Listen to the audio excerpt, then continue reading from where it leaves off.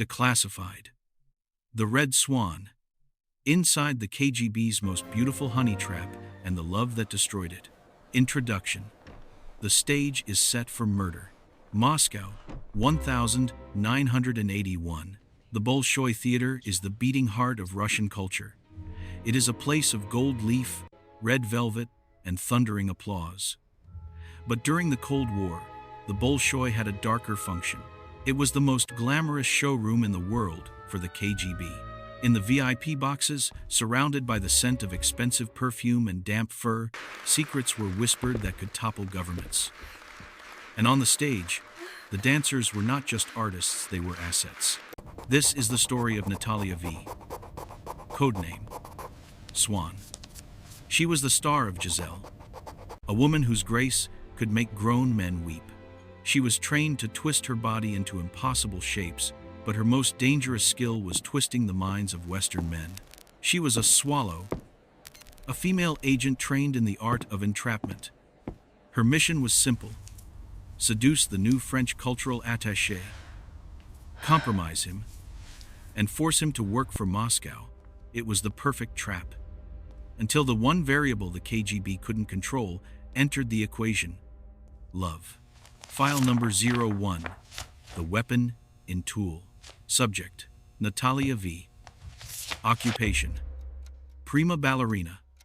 KGB. Informant. Level 4. To understand the tragedy, you must understand the pressure cooker of the Soviet ballet system.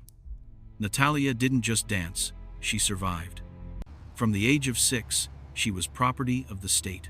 The KGB had a dedicated office inside the Bolshoi. They monitored who the dancers spoke to, what they ate, and who they slept with. The recruitment. Natalia wasn't an ideologue. She was recruited through blackmail. The KGB threatened to cut her father's heart medication if she didn't cooperate. They sent her to the Sparrow School, a colloquial term for the KGB's technical school for seduction in Kazan. There, she learned that sex was not intimacy. It was a transaction. Lesson 1. Find the target's insecurity. Lesson 2. Be the mirror. Become exactly what he needs. Lesson 3. Get the Kompromat, compromising material. She was returned to the stage as a weaponized beauty. Her target was chosen: Julian L., a dashing French diplomat with access to NATO's nuclear deployment plans in West Germany. File number 02. The target and the bait. The encounter. It was choreographed like a ballet. Julian was a known lover of the arts. He attended every premiere. The KGB arranged for Natalia to accidentally twist her ankle during a curtain call while Julian was in the front row. He sent flowers. She sent a note of thanks. They met at a cafe near Red Square. The profiling. Julian was smart, but he was lonely. Moscow in the 80 seconds was a gray, hostile place for a Westerner. He missed the warmth of Paris. He missed conversation. Natalia didn't play the femme fatale.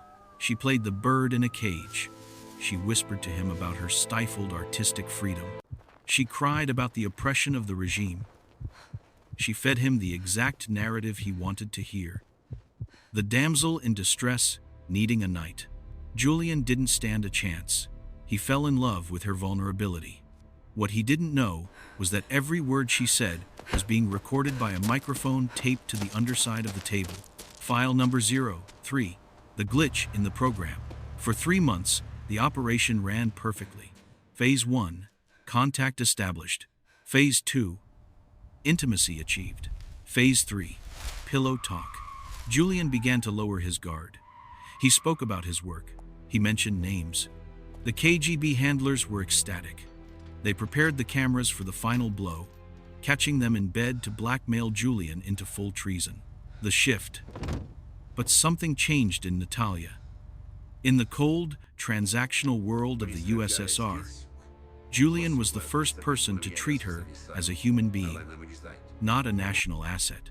He didn't ask her for sex. He asked her about her dreams.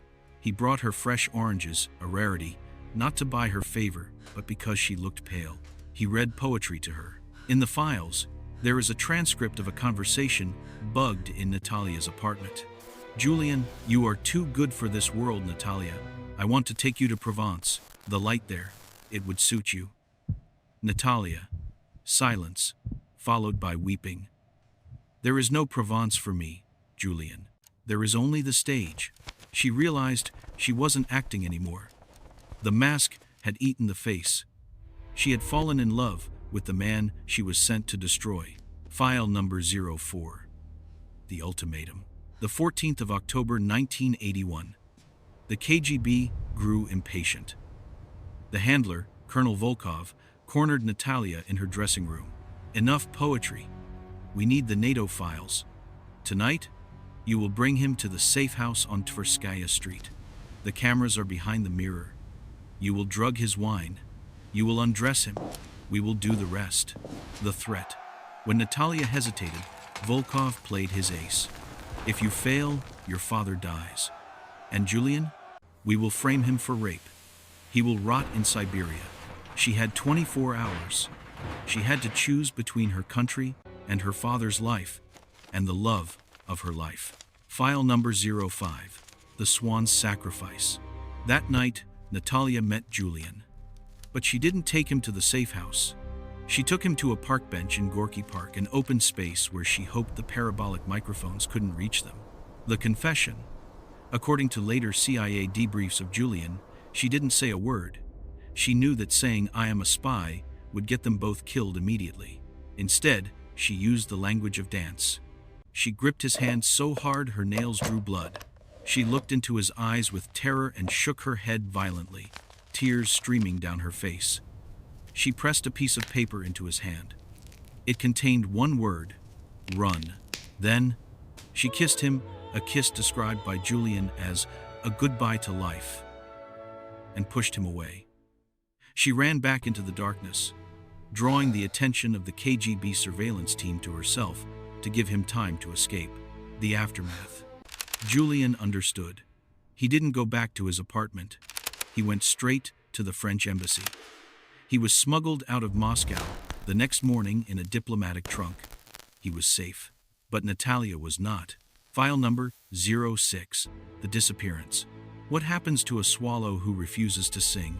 The next day, the Bolshoi announced that prima ballerina Natalia V had suffered a career-ending injury during training.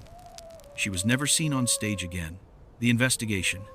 Declassified records from the dissolution of the KGB in 1991 reveal the grim truth. There was no injury. Natalia was arrested for anti-Soviet agitation. She was not sent to a standard prison. She was sent to a psikhushka, a psychiatric hospital used to torture political dissidents. The logic was cruel. Only a crazy person would reject the glory of the state for a Westerner. She was heavily medicated with sulfasen A, drug that causes high fever and intense pain, and forced to watch videos of the Bolshoi while bound to a bed. Conclusion: The Ghost in the Wings. Paris, 1995. Years after the Berlin Wall fell, Julian, now a retired ambassador, traveled to Russia to find her. He found her records in a dusty basement in Moscow. Natalia had died in the asylum in 1985 of heart failure, a euphemism for neglect and broken spirit. She was 29 years old. The final twist: among her personal effects, kept in a cardboard box, the asylum guards found a single item she had managed to hide under her mattress for 4 years. It was a dried, brown-orange peel. The peel from the fruit Julian had given her. The legacy of Operation Prima. The story of the ballerina is a reminder that in the Cold War, the most dangerous weapon wasn't a nuclear missile. It was human intimacy. The KGB built a perfect machine to exploit love, but they failed to calculate that the machine had a heart. Natalia V saved a man who was her enemy, betraying her country to save her soul. In the end, she performed the greatest dance of her life, not for an audience of thousands, but for an audience of one.